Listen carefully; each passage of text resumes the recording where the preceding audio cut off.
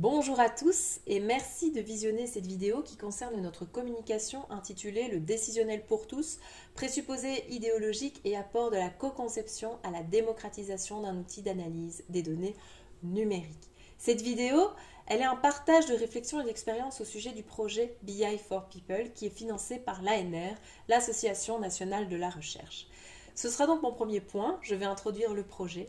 Ensuite, en tant que chercheur en sciences de l'information et de la communication, notre position dans le projet, elle a évolué. C'est mon second point. Nous travaillons également à l'élaboration d'un cas d'usage qui nous permettra d'envisager la co-conception. C'est mon troisième point. Et je terminerai sur une question de méthodologie avant de conclure. Alors, le projet ANR BI for People, il implique un consortium pluridisciplinaire qui est composé de parties prenantes académiques, donc des laboratoires en informatique, ERIC, ERIT et l'IFAT, et un laboratoire en sciences de l'information et de la communication, ELICO, c'est nous. Il implique également un partenaire industriel qui est Triman, spécialisé en BI et Big Data, et des partenaires associés issus de la société civile, la FING et Tuba. Donc, le coordinateur scientifique est Jérôme Darmon, du laboratoire informatique ERIC. Et donc, comme son nom l'indique, l'objectif du projet est de développer une solution de business intelligence pour le plus grand nombre. Selon Arinei et Homocianu, la BI, c'est une vaste catégorie d'applications et de technologies qui permettent de recueillir et d'analyser des données et d'y donner accès afin d'aider les clients à prendre de meilleures décisions. C'est donc dans une perspective assez business et ici, il s'agit par conséquent de démocratiser l'accès aux technologies BI, non plus vers les clients entreprises, mais vers le grand public, avec toutes les ambiguïtés que ce terme recouvre, donc des citoyens actifs, mais également après réflexion des ONG, des chercheurs, des associations, indépendants, journalistes, etc. Pour ce faire, le projet se déploie sur deux axes de développement, à savoir sur le plan technique et informatique, d'où la présence des laboratoires dédiés, avec une analyse interactive au lab, intégration de données multisources, etc. Et puis aussi du point de vue des usages en sciences de l'information et de la communication. Notre implication, elle vise à évaluer l'appropriation de l'outil et en particulier des visualisations de données qui sont proposées dans le cadre du projet, puisque qui dit solution de BI dit tableau de bord et donc visualisation de données qui s'affichent dans ce tableau de bord. Ça vise donc à en capaciter les citoyens et comme vous pouvez le voir sur ce schéma, il y a différents work packages sur lesquels travaillent les laboratoires impliqués avec différents allers-retours entre les aspects techniques et nous sommes là en charge d'évaluer l'appropriation de l'outil selon cette organisation et on constate que notre position elle est flottante en dehors du processus. Elle est même à la fin du processus, à son issue, alors qu'elle serait plus justifiée en amont du travail étant donné l'indétermination qui gravite autour d'elle. Nous avons donc deux axes de réflexion. Finalement, qu'est-ce que l'évaluation des visualisations de données en SIC? En effet, en plus de l'utilisabilité, il y a la prise en compte d'éléments sémiotiques et de représentation, le tout en faisant attention à l'ancrage social des usages. Le second axe, c'est le fait de prendre au sérieux le décisionnel pour tous et ses éléments démocratisants. En effet, c'est concevoir des visualisations de données qui engagent la réflexivité et la capacitation des citoyens. Comment? En s'inscrivant dans une démarche de co-conception en fait, et ça au-delà de l'aspect technique. L'outil BI for People, il intègre vraiment la question de la capacitation parce qu'il répond à un besoin de transformer des informations en pratique. Au-delà de mettre l'information à disposition de l'usager, il s'agit vraiment de stimuler la prise de décision, l'action, la réflexivité et donc la problématique de la capacitation nous amène à changer de posture et de passer d'une démarche d'évaluation à une démarche de co-conception et c'est donc mon deuxième point.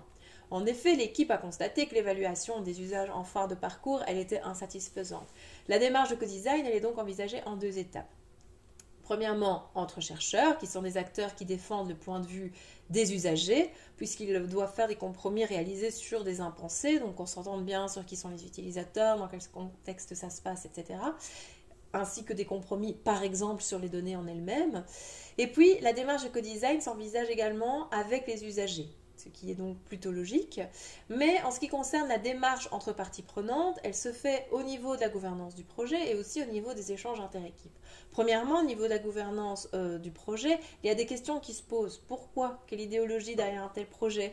Qui sont les utilisateurs? Quels sont les contextes d'usage? Etc., etc. Cette série de questions qui impliquent toutes les parties prenantes, elle sert à identifier et à objectiver les impensés du projet. Ensuite, au niveau des échanges interéquipes, il y a parfois des questions qui se posent. Par exemple, ici, il y a une une conversation que nous avons eue récemment, où les chercheurs en informatique qui s'occupent de la visualisation de données nous disent un premier problème est le choix des visualisations appliquées aux données. Ce à quoi nous avions répondu, je ne comprends pas pourquoi vous ne partez pas des données et des messages à exprimer afin de choisir ces visualisations. Donc on voit ici qu'on a déjà deux visions différentes. Ce à quoi ils ont répondu, on n'a pas de données claires, donc on doit trouver un ensemble de visualisations qui répondront à la problématique des utilisateurs.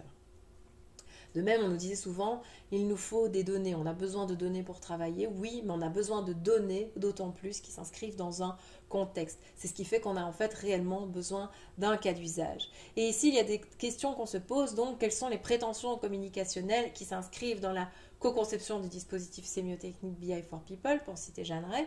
Et donc, quelles sont les données, quels sont les usagers, quels sont le contexte? La réponse à toutes ces questions, elle est susceptible d'influencer la trajectoire même du projet. C'est donc ce qui m'amène finalement au cas d'usage, puisqu'on en a besoin pour pouvoir avancer.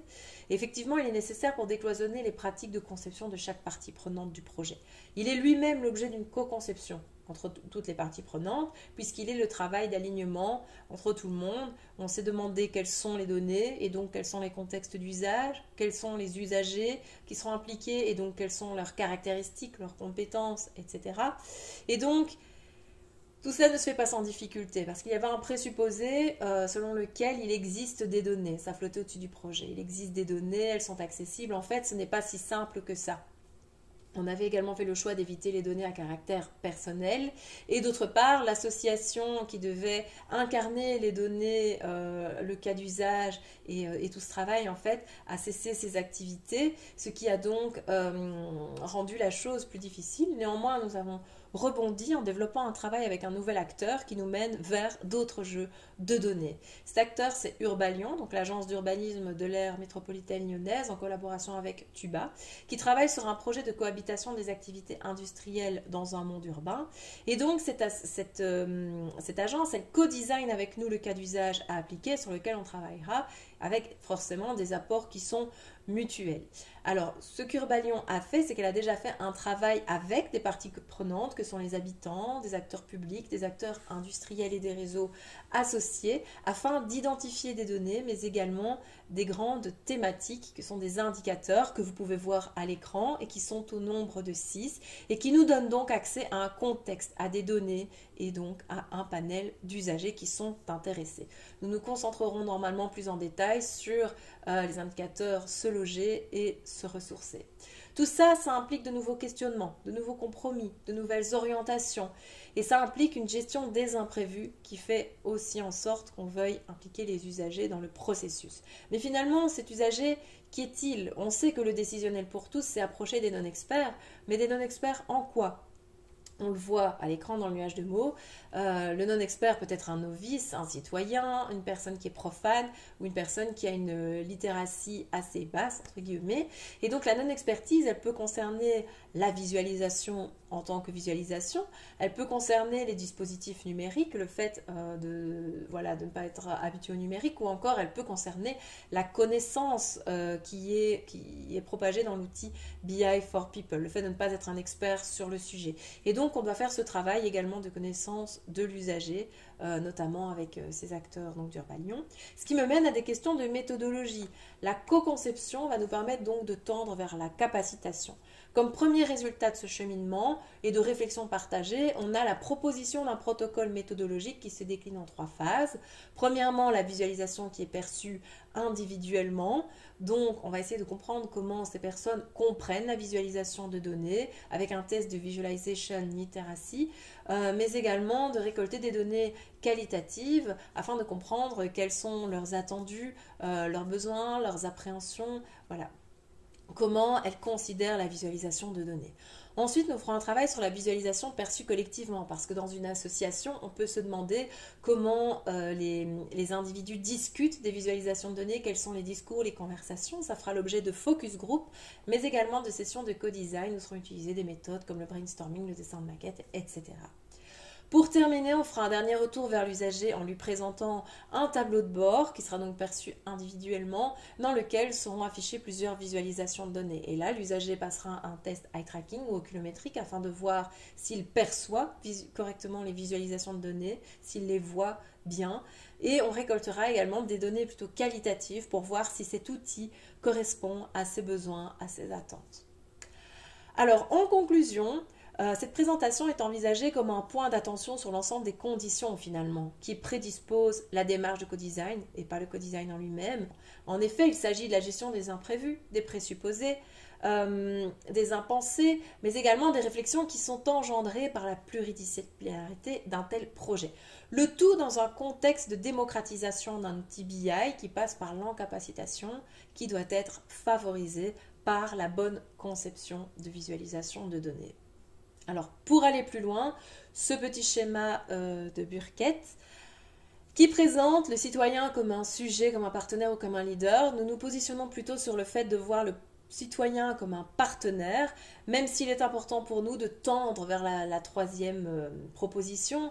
En effet, c'est difficile pour nous, dans un projet ANR qui est institutionnalisé avec une dimension contractuelle et partenariale, de laisser beaucoup d'autonomie à l'usager, mais c'est quelque chose qui ne doit pas être perdu de vue pour que l'équipe Helico préserve dans le protocole imaginé une marge d'indétermination. En effet, l'indétermination, c'est très important parce que c'est ce qui permet de laisser l'usager relativement libre pour lui permettre d'exprimer des choses non prévues, même dans un protocole qui peut sembler très normatif. Et c'est le rôle de médiateur que nous tenons en tant que chercheurs en SHS, en sciences humaines et sociales. Ce travail de médiation entre l'usager et le projet, il implique une posture éthique de notre part dans la démarche de co-design, donc préserver l'autonomie de l'usager, son point de vue, etc.